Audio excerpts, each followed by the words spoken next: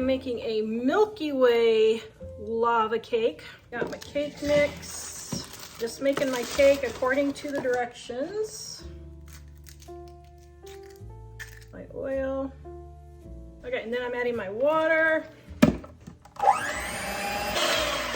Spray my crock pot. And pour in my cake mix.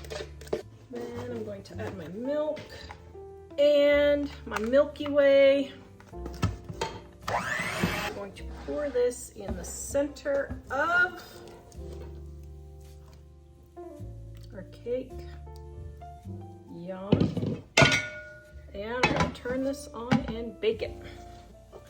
All right, we've got our Milky Way cake here. Ooh, just the name makes it sound great. Ooh.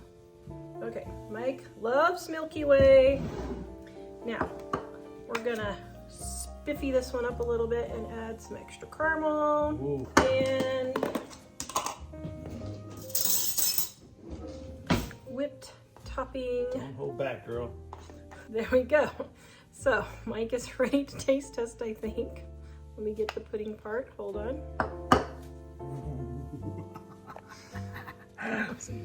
Okay, this one's Milky Way. Does it taste like a Milky Way?